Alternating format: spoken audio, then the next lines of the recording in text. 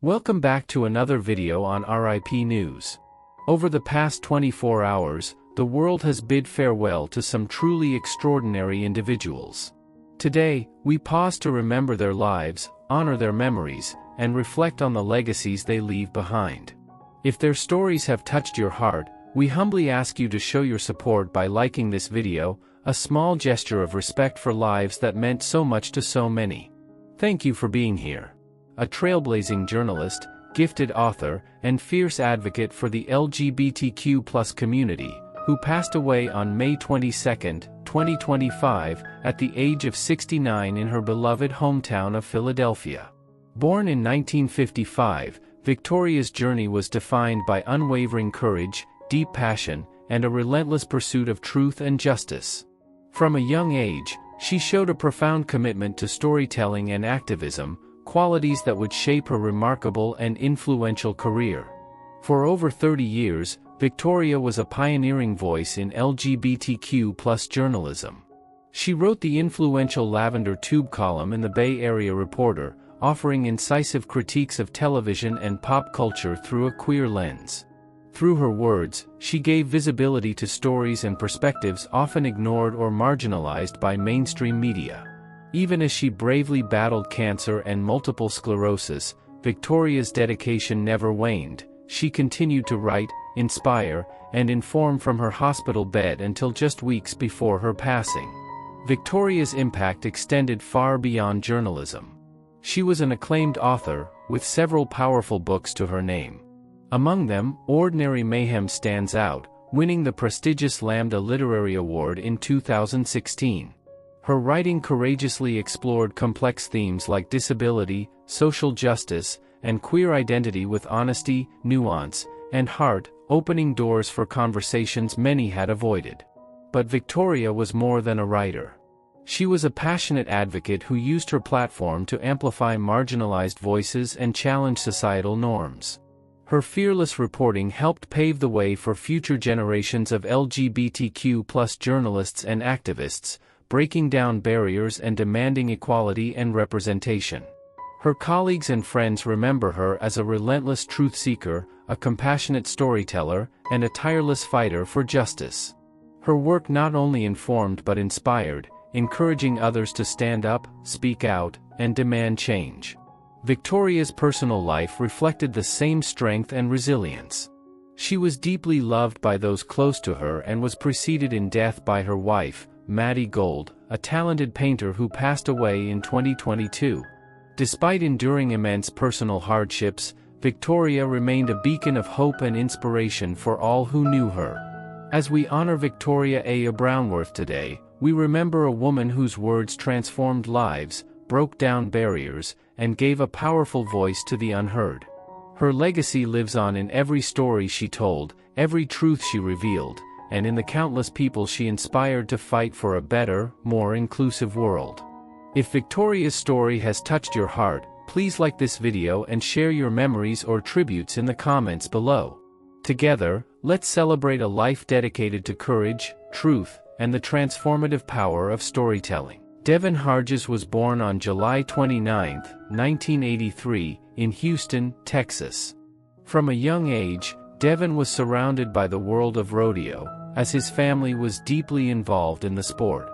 Despite this upbringing rooted in physical endurance and competition, Devin found his true passion elsewhere, in storytelling and performance. Acting became his escape and his ultimate calling. During his teenage years, Devin participated in school plays and local theater, where his natural talent and charisma began to shine. Encouraged by mentors and family, he pursued formal training in acting, determined to make a career out of his dreams. Devin's journey into Hollywood was not easy. Like many aspiring actors, he faced the harsh realities of auditions, rejections, and fierce competition. Early in his career, he took on small roles in commercials and independent films, learning the nuances of acting with each opportunity. His breakthrough came when he landed the role of legendary boxer Jack Dempsey in the critically acclaimed television series Boardwalk Empire Season 2. This role was a testament to his ability to embody complex characters, blending physicality with emotional depth. Portraying Dempsey, a real-life figure who was both celebrated and controversial, Devon dedicated himself to extensive research and training, perfecting the mannerisms and fighting style of the iconic athlete. Following this, Devon expanded his range by joining the cast of Netflix's sci-fi drama Manifest, playing Pete Baylor, a member of a drug posse known as the Meth Heads. This role demonstrated his versatility, shifting from a historical figure to a gritty, modern-day character grappling with dark realities. Devon's portrayal was praised for its authenticity, revealing the struggles of addiction and loyalty within a tightly knit community. Beyond these prominent roles, Devon also appeared in Marvel's Daredevil as Oscar, a compassionate nurse in Rikers Island prison, and in Gotham as Clyde, a no-nonsense bank guard. Each character added layers to his portfolio, showcasing his adaptability and dedication. Despite his rising success, Devon faced significant personal challenges. Battling health issues, including a chronic condition that was never publicly disclosed in detail, Devon remained committed to his craft. His resilience in the face of adversity inspired his colleagues and fans alike. Even while undergoing treatment and managing his illness, Devon continued to accept roles, proving that passion and perseverance often outweigh physical limitations. His goal was always clear: to tell stories that mattered, to give voice to characters often overlooked, and to bring authenticity to every role he played. Devon was known among peers as a humble and hardworking actor who valued collaboration and was generous with his time and advice to younger actors breaking into the industry. Tragically, Devon Harges passed away on May 27, 2025, in New York City at the age of 41. The news of his death was met with sadness and shock across the entertainment world. Many remembered him not just for his roles, but for his spirit and integrity. Tributes poured in from co-stars, directors, and fans who admired his dedication and warmth. His career, though cut short, left an indelible mark on television and film, reminding us of the power of storytelling to inspire and connect. Devon's legacy continues to live on in the roles he portrayed and in the hearts of those who knew him. Val Kilmer was born on December 31, 1959, in Los Angeles, California. From an early age, Val showed an interest in the arts, gravitating towards acting and music as forms of self-expression. He attended the Juilliard School's drama division, one of the most prestigious acting schools in the world, where he honed his craft alongside future stars. His commitment to studying Shakespeare and classical theater gave him a solid foundation that would serve him throughout his diverse career. Val's journey in Hollywood began in the early 1980s, with minor roles that gradually built his reputation as a versatile and intense actor.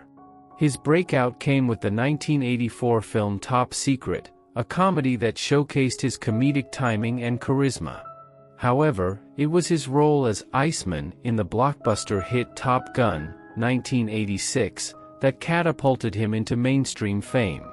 Playing the competitive and cocky naval pilot opposite Tom Cruise, Val captured audiences with his charm and edge, firmly establishing himself as a leading man. Following Top Gun, Kilmer took on daring roles that highlighted his willingness to challenge himself. In 1991, he portrayed the legendary rock star Jim Morrison in Oliver Stone's The Doors, a role that demanded deep psychological insight and intense physical transformation. His portrayal was critically acclaimed and demonstrated his ability to disappear into complex characters. The same year, he starred in Tombstone, playing Doc Holliday, a role that further cemented his reputation for playing dynamic, multifaceted characters. One of Val's most notable roles came in 1995 when he took on the mantle of Bruce Wayne/Batman in Batman Forever. His interpretation of the iconic superhero was darker and more brooding than previous incarnations, earning mixed but passionate responses from fans and critics alike. Val brought a unique intensity to the role, showcasing his commitment to embodying characters fully, regardless of genre. Despite his professional success, Val Kilmer's life was marked by significant personal and health challenges. In the mid-2010s, he was diagnosed with throat cancer, which severely impacted his ability to speak and perform.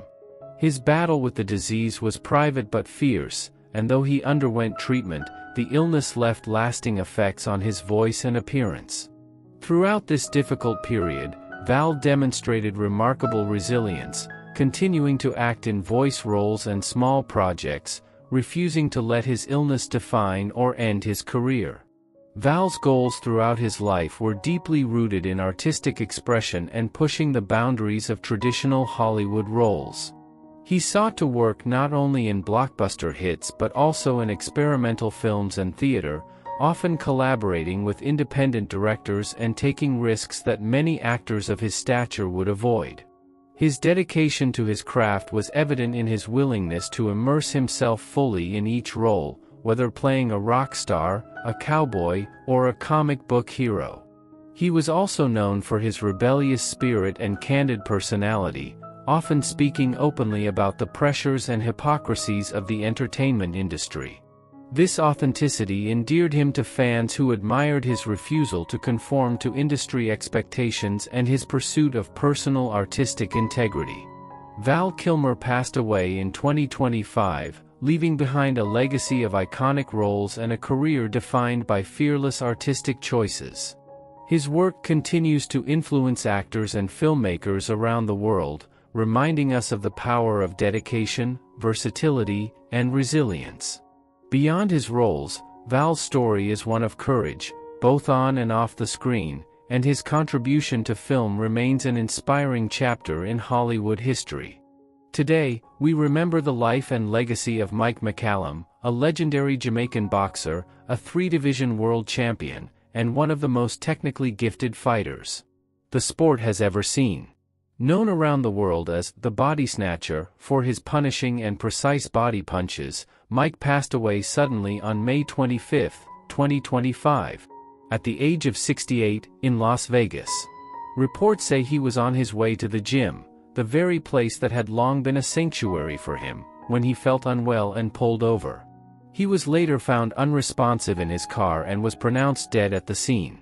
Even in his final moments, Mike remained committed to the discipline and spirit of boxing.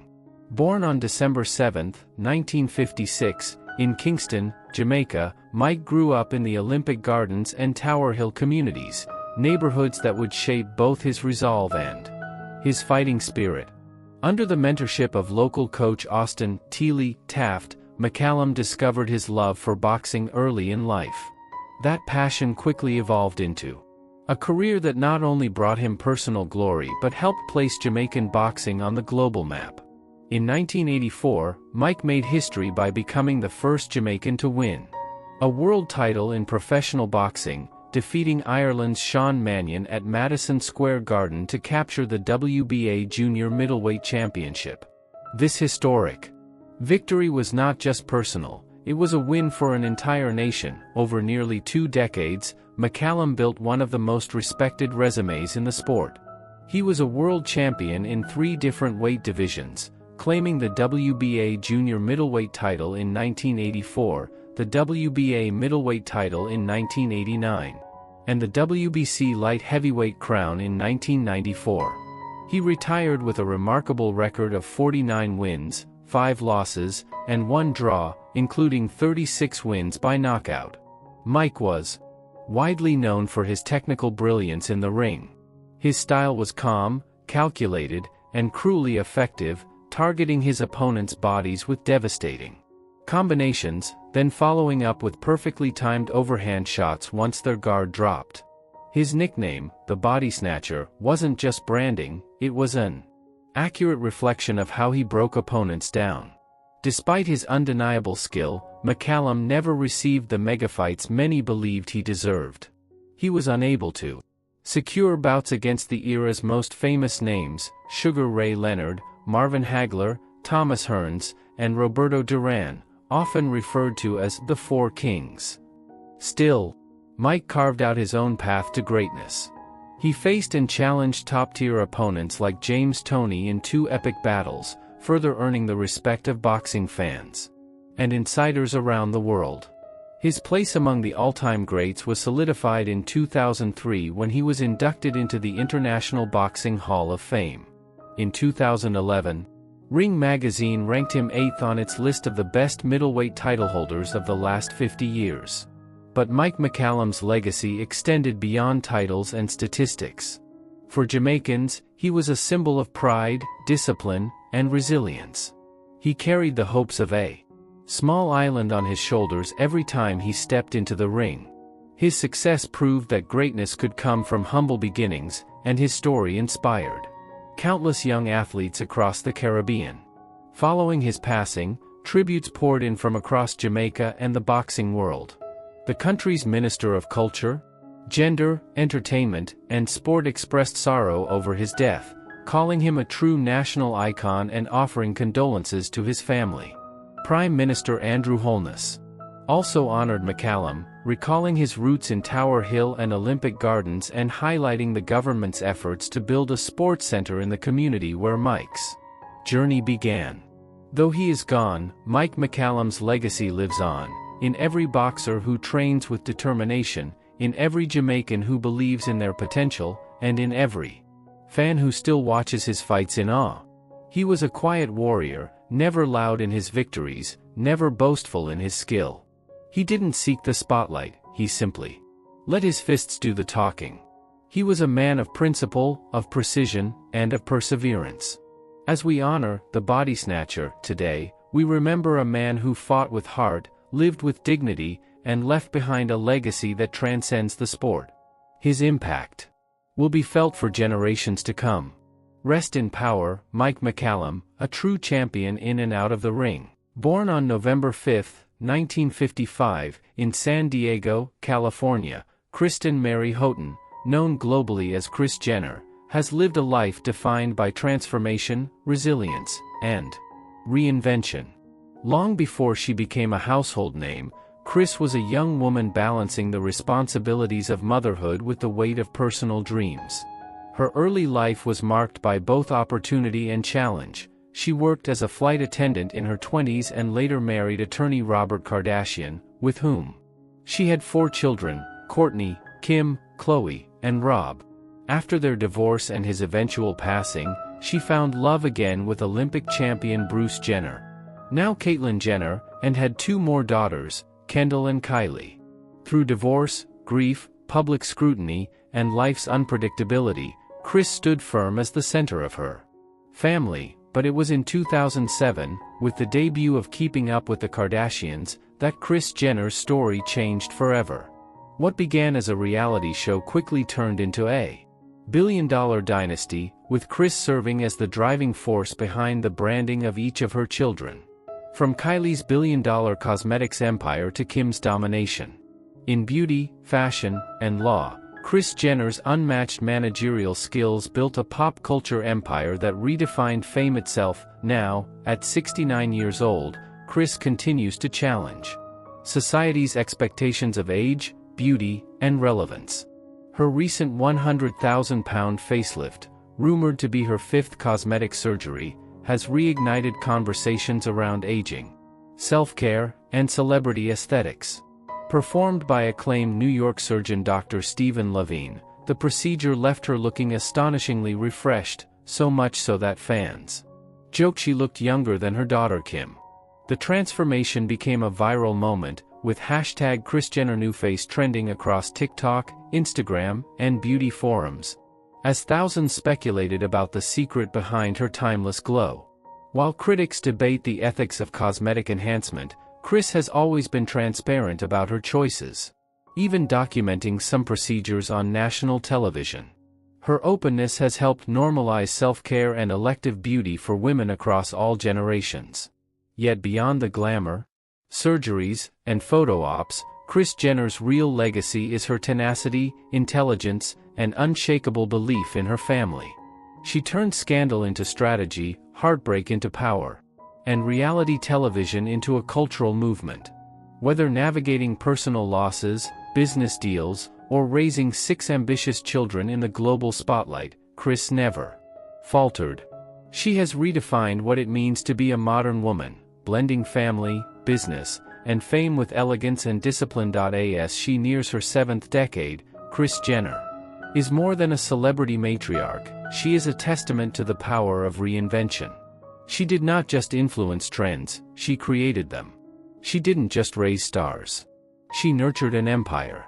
Her life story isn't only about success, it's about survival, vision, and evolving with grace in a world that rarely allows women to age in peace. Kris Jenner remains, as ever, in control of her face, her fate, and her phenomenal legacy. Terrence Michael Brunk, better known as Sabu, was a true legend and pioneer in the world of professional wrestling. Born in 1963 or 1964 into a family with Irish, German, and Lebanese heritage, Terrence's life took a dramatic turn when, at the age of 19, he survived a gunshot wound to the face at a house party. This near-death experience became a defining moment, inspiring him to begin training in wrestling and setting him on the path to an extraordinary career. Under the mentorship of his uncle, the legendary Ed, the Sheik Farhat, Brunk adopted the ring name Sabu, inspired by an Indian-American actor admired by his uncle.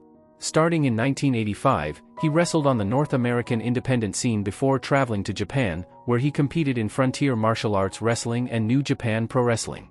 During his time in Japan, Sabu won prestigious titles, including the IWGP Junior Heavyweight Championship, earning international recognition for his daring style and skill. Returning to the United States in 1995, Sabu had a brief stint in World Championship Wrestling but truly made his mark with Extreme Championship Wrestling, ECW.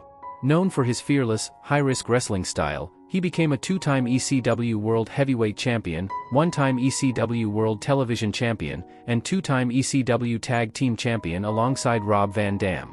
His legendary feuds and alliances, especially with the Tasmaniac, helped define the hardcore wrestling scene and elevated ECW to cult status. Beyond ECW, Sabu continued to compete at a high level, winning the NWA World Heavyweight Championship in 2000. He also wrestled in WWE's ECW Revival and Total Nonstop Action Wrestling, TNA, always bringing his signature intensity and dedication to the ring. His resilience and willingness to push the boundaries of wrestling style made him a fan favorite and a respected figure in the industry. On the personal front, Sabu married a Japanese woman named Hitomi in 1997, with ceremonies held in both Michigan and Tokyo, underscoring his strong connection to Japan. The couple later divorced in 2012. In his later years, he was in a relationship with Melissa Coates, who also worked as his wrestling valet until her death in 2021. Throughout his career, Sabu faced challenges, including participating in a class action lawsuit against WWE regarding long-term neurological injuries sustained by wrestlers, though the case was dismissed in 2018. Terrence Michael Brunk passed away on May 11, 2025, at the age of 61. Remarkably, just weeks before his death, he performed his final match with Game Changer Wrestling, proving his lifelong passion for wrestling. The promotion later confirmed they were not involved in his passing. Sabu's legacy in professional wrestling is profound. He didn't just popularize hardcore wrestling, he transformed it. His daredevil style and innovative techniques inspired countless wrestlers and helped shape the direction of modern wrestling. Despite personal hardships, Sabu's resilience and passion made him a symbol of perseverance and dedication. Today, fans and fellow wrestlers remember him not only as a fierce competitor but as a trailblazer who forever changed professional wrestling. Born in 1963 or 1964 into a family with Irish, German, and Lebanese heritage, Terrence's life took a dramatic turn when, at the age of 19, he survived a gunshot wound to the face at a house party. This near-death experience became a defining moment, inspiring him to begin training in wrestling and setting him on the path to an extraordinary career. Under the mentorship of his uncle, the legendary Ed, the Sheik Farhat, Brunk adopted the ring name Sabu, inspired by an Indian-American actor admired by his uncle. Starting in 1985, he wrestled on the North American independent scene before traveling to Japan, where he competed in frontier martial arts wrestling and New Japan Pro Wrestling. During his time in Japan, Sabu won prestigious titles, including the IWGP Junior Heavyweight Championship, earning international recognition for his daring style and skill. Returning to the United States in 1995, Sabu had a brief stint in World Championship Wrestling but truly made his mark with Extreme Championship Wrestling, ECW. Known for his fearless, high-risk wrestling style, He became a two-time ECW World Heavyweight Champion, one-time ECW World Television Champion, and two-time ECW Tag Team Champion alongside Rob Van Dam. His legendary feuds and alliances, especially with the Tasmaniac, helped define the hardcore wrestling scene and elevated ECW to cult status. Beyond ECW, Sabu continued to compete at a high level, winning the NWA World Heavyweight Championship in 2000. He also wrestled in WWE's ECW Revival and Total Nonstop Action Wrestling, TNA, always bringing his signature intensity and dedication to the ring. His resilience and willingness to push the boundaries of wrestling style made him a fan favorite and a respected figure in the industry. On the personal front, Sabu married a Japanese woman named Hitomi in 1997, with ceremonies held in both Michigan and Tokyo, underscoring his strong connection to Japan. The couple later divorced in 2012. In his later years, he was in a relationship with Melissa Coates, who also worked as his wrestling valet until her death in 2021. Throughout his career, Sabu faced challenges, including participating in a class action lawsuit against WWE regarding long-term neurological injuries sustained by wrestlers, though the case was dismissed in 2018. Terrence Michael Brunk passed away on May 11, 2025, at the age of 61. Remarkably, just weeks before his death, he performed his final match with Game Changer Wrestling, proving his lifelong passion for wrestling. The promotion later confirmed they were not involved in his passing. Sabu's legacy in professional wrestling is profound. He didn't just popularize hardcore wrestling, he transformed it. His daredevil style and innovative techniques inspired countless wrestlers and helped shape the direction of modern wrestling. Despite personal hardships, Sabu's resilience and passion made him a symbol of perseverance and dedication. Today, fans and fellow wrestlers remember him not only as a fierce competitor but as a trailblazer who forever changed the sport. Remembering Damien Thomas, a distinguished journey in British acting. Damien Roy Charles Noel Court Thomas, April 11, 1942 to April 18, 2025, professionally known as Damien Thomas, was a British actor of remarkable depth and elegance, whose work across film and television left an enduring legacy. Best remembered for his nuanced performances in iconic British productions, Thomas gained acclaim for playing Father Martin Alvito in the 1980 international miniseries Shogun and Richard Mason in the 1983 BBC adaptation of Jane Eyre. These roles, marked by emotional complexity and quiet strength, showcased his ability to bring historical and literary figures vividly to life, earning him admiration from audiences and peers alike. Born in Ismailia, Egypt, on April 11, 1942, Damien came from a family with a notable international and military background. His father, squadron leader Peter Court Thomas, served with distinction in the Royal Air Force and was awarded the Distinguished Flying Cross before tragically being killed in action just 7 months after Damien's birth. His mother, Huguette Bertrand, was of French descent and also born in Egypt. This early loss deeply shaped Damien's childhood and character, instilling in him both resilience and introspection. He was later educated at Wellington School in England, where his early interest in the arts blossomed. He first studied art at Dartington College of Arts, but his passion for storytelling soon led him to train at the Royal Academy of Dramatic Art, RADA, where he laid the foundations of a long and accomplished acting career. Damien Thomas began his professional journey in the late 1960s, and over the following decades, he built a diverse and respected body of work across stage, television, and cinema. His filmography includes titles such as Journey into Darkness, 1968, Julius Caesar, 1970, Twins of Evil, 1971, Henry VIII and His Six Wives, 1972, The Message, 1976, Sinbad and the Eye of the Tiger, 1977, Pirates, 1986, Never Let Me Go, 2010, and Grave Tales, 2011. Each of these performances highlighted his adaptability, commanding presence, and classical training, allowing him to move effortlessly between genres, from historical dramas and adventure films to psychological thrillers. His contributions to television were equally extensive and influential.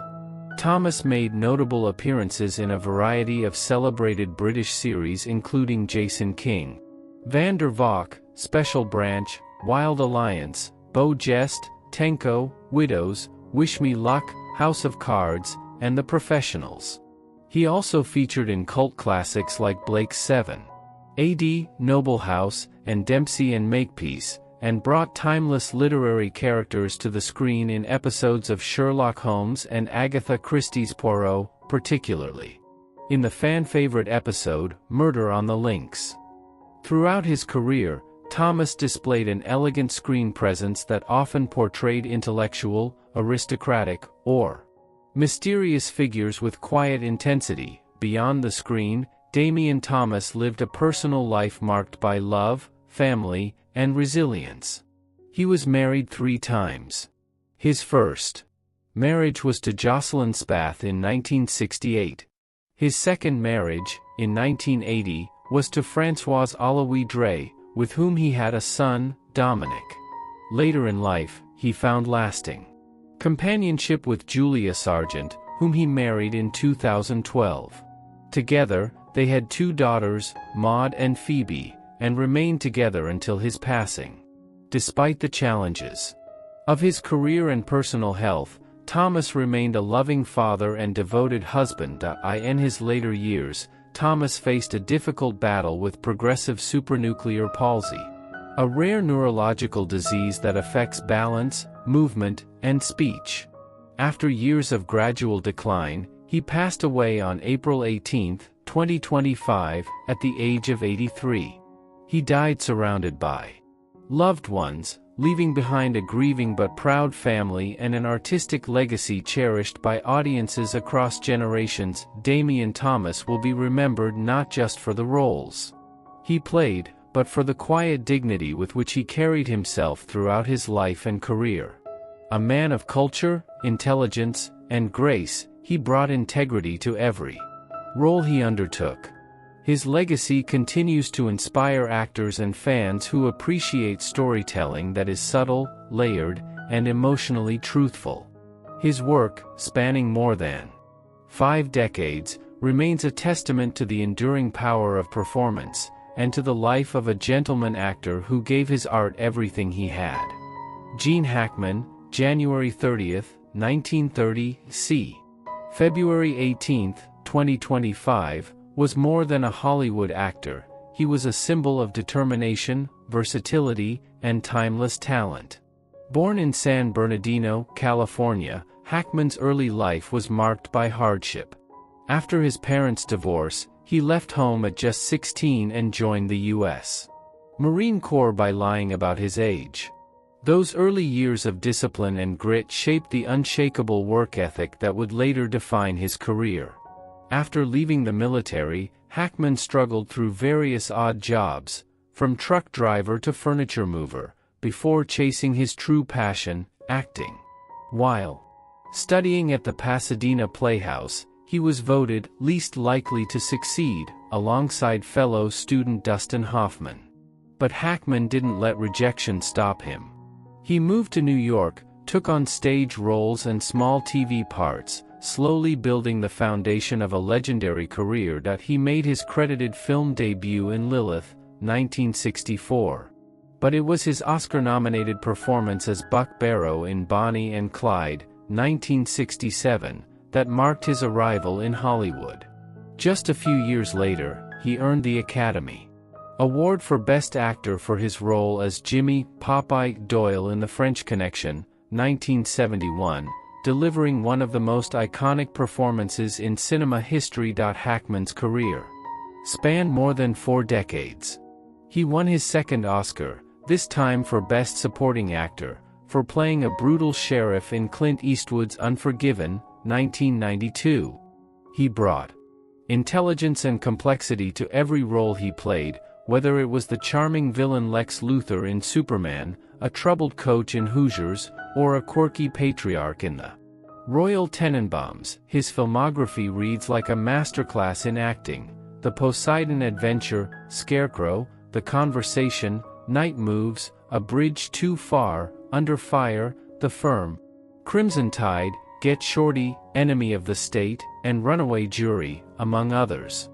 He earned 2 Academy Awards, 2 BAFTA Awards, and 4 Golden Globes, securing his legacy as one of the greatest actors of his generation. Despite his success, Hackman remained grounded and private.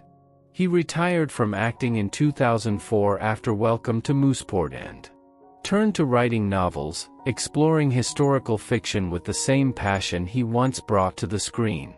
He also occasionally narrated documentaries until 2017. Gene Hackman passed away around February 18, 2025, at the age of 95.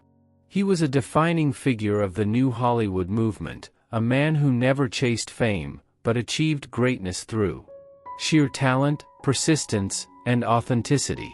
His story is not just one of fame, but of resilience, of a man who believed in his craft when no one else did, and who, in the end, became unforgettable. Lisa Marie Presley, February 1, 1968 to January 12, 2023, was much more than the only child of Elvis Presley and Priscilla Presley. She was a woman who sought to find her own voice amid the towering legacy of her parents. Born in Memphis, Tennessee, 9 months after her parents' wedding, Lisa Marie entered a world of fame and expectation. Growing up, she balanced her life between 2 homes, Los Angeles with her mother, and Memphis's Graceland with her father. The glittering world of rock and roll royalty was her childhood backdrop, but it was also shadowed by personal challenges and loss. At the tender age of 4, Lisa Marie experienced her parents' painful divorce, a fracturing of family that shaped her early years. But the deepest wound came at 9, when the world lost Elvis Presley, the king of rock and roll. His sudden death in 1977 marked a turning point in Lisa Marie's life, thrusting her into a spotlight she never sought and leaving a void that influenced much of her later work.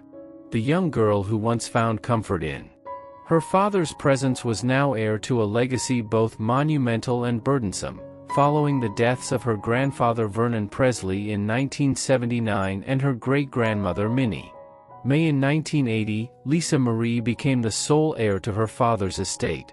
This inheritance was immense, not only financially but culturally, valued at approximately $100 million by the time she took control on her 25th birthday in 1993. Demonstrating a savvy mix of respect and independence, she later sold 85% of Elvis Presley Enterprises in 2004, allowing her to step out of her father's shadow and make her own mark in the world. Music became Lisa Marie's way of expressing the complex emotions that fame, family, and tragedy stirred within her. She released 3 studio albums: To Whom It May Concern, 2003, Now What, 2005, and Storm and Grace, 2012. Her debut album, which went gold, revealed a raw, smoky voice coupled with deeply personal and sometimes dark lyrics about identity, pain, and the search for self. Unlike many children of celebrities, Lisa Marie embraced vulnerability in her music, using it as a cathartic medium to explore the struggles she faced. Her work was never just about music, it was about survival. In addition to her own albums, Lisa Marie created touching posthumous duets with her father, including the 1997 rendition of Don't Cry Daddy. This video, premiered on the 20th anniversary of Elvis's death, was a poignant homage, blending the voices of father and daughter in a timeless tribute to love and loss. However, Lisa Marie's life was marked by more than just public success and artistic expression. She endured profound personal hardships. In her candid 2003 Playboy interview and later in her memoir From Here to the Great Unknown, published posthumously in 2024, she revealed the painful reality of abuse she suffered in her youth at the hands of her mother's then-partner, Michael Edwards. This trauma added layers to her already complex emotional life. Her personal relationships also drew intense media attention, including marriages to high-profile figures like Michael Jackson and Nicolas Cage, all of which ended in heartbreak. Her role as a mother was one of the most central and cherished parts of her life. Lisa Marie had 4 children and faced the heartbreaking loss of her son Benjamin Keough, who died by suicide in 2020, a tragedy that left an indelible scar. Through these family joys and sorrows, she demonstrated resilience and a fierce devotion to her children. One of the most public and vulnerable aspects of Lisa Marie's later years was her struggle with opioid addiction. After the birth of her twin daughters in 2008, she was prescribed opioids for pain relief and soon found herself battling dependency. Rather than hide this struggle, she used her platform to raise awareness. In 2019, she wrote the foreword to the United States of Opioids, a prescription for liberating a nation in pain, sharing her story in hopes of helping others confront addiction and stigma. Unfortunately, she relapsed in the weeks leading to her death. Lisa Marie Presley spent her final years trying to reconcile her past with a desire for peace. She lived for a time in England and eventually returned to Memphis, often participating in events that celebrated her father's enduring legacy. Yet beneath the public image was a woman who had faced unimaginable grief, yet continued to create, love, and speak her truth. Lisa Marie's life is a story of contrasts, fame and tragedy, privilege and pain, legacy and individuality. Her courage in confronting her past, her honesty about addiction, and her willingness to express vulnerability through her music and memoirs have left a lasting impact. Though she lived under the shadow of one of the world's greatest icons, she forged her own path, reminding us that survival, honesty, and the pursuit of one's truth are achievements just as meaningful as any inherited crown. Remembering Lisa Marie Presley, we honor not only the daughter of the king of rock and roll but a woman of courage, complexity, and profound humanity, whose voice, in life and music, will echo far beyond the glare of fame.